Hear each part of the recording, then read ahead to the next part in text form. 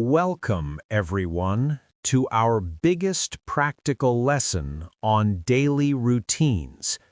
Today, at Learn English Everyday Academy, we aren't just going to read sentences. We are going to dissect the language that native speakers use every single day. Hello, everyone. Alex and I. Well, we are taking you on a full 24-hour journey. We will focus on slow English, so every beginner can catch the correct pronunciation. Exactly. We will act out the scenes slowly and then And then explain the secrets behind the words. Don't forget that, Alex. Right, I was getting to that. This video is long and very helpful. If you really want to speak English this year, you should watch until the very end. Let's start with the early morning. Let's listen to our first scenario. Mark is having a hard time waking up, as usual.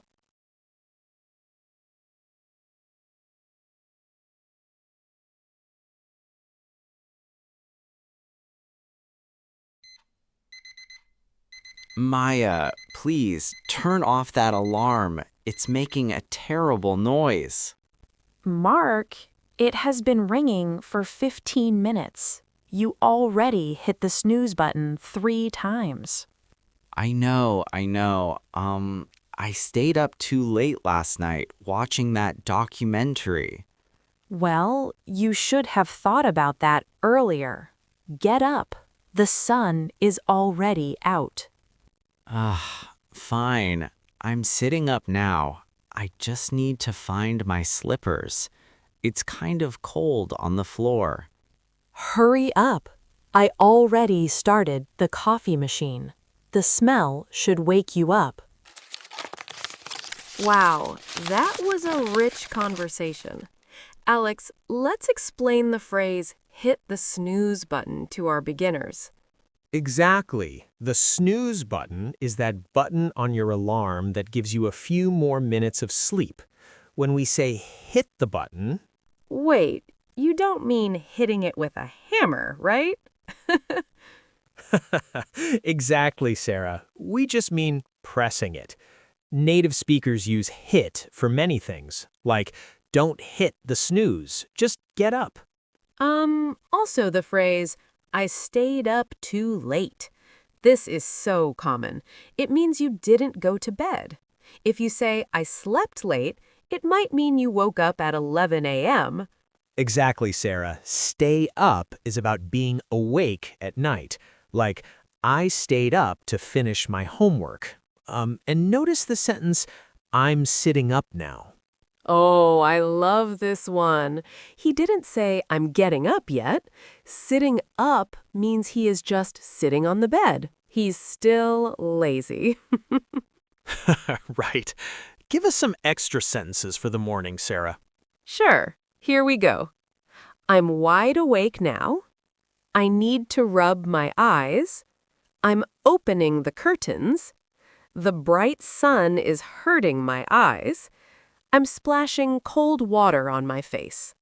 Now let's move to the middle of the day. Mark is at his office.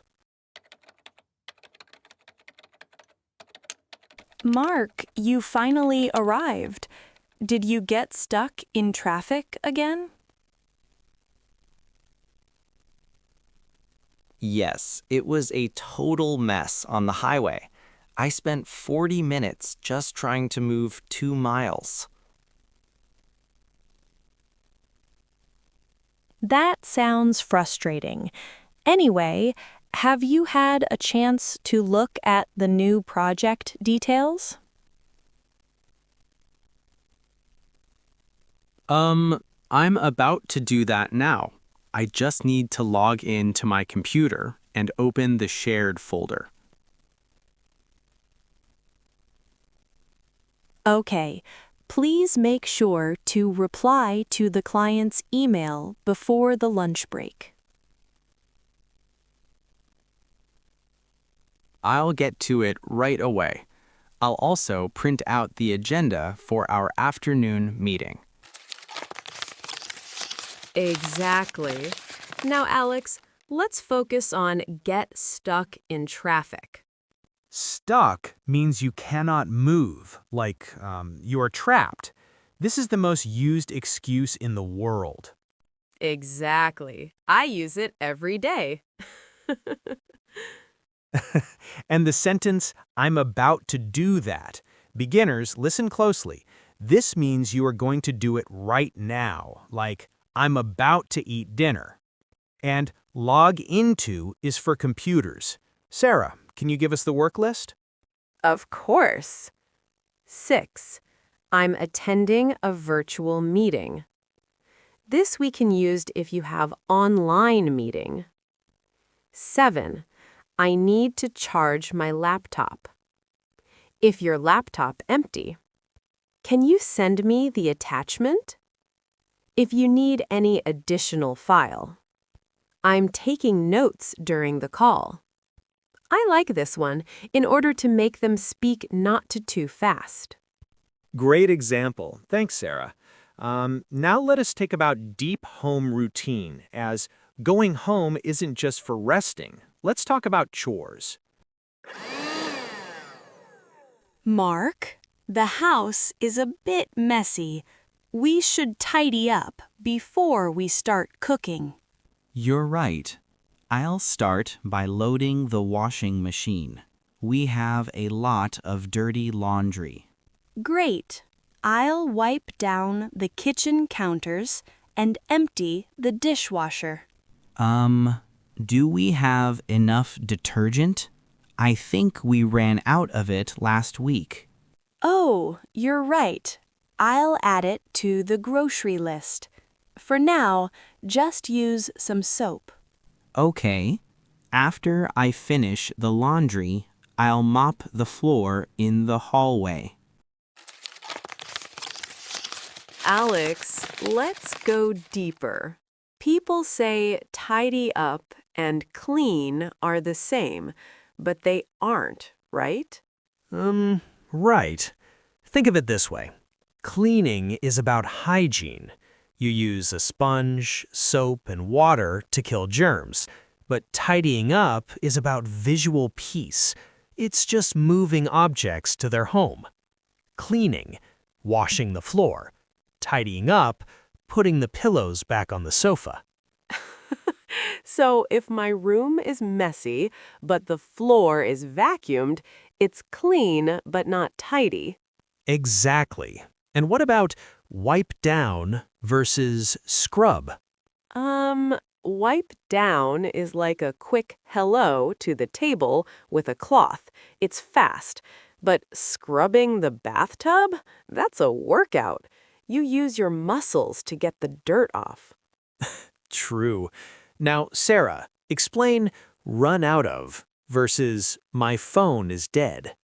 Good one. Run out of is for supplies. If you have 3 eggs and use 3, you ran out of eggs. But dead is only for energy.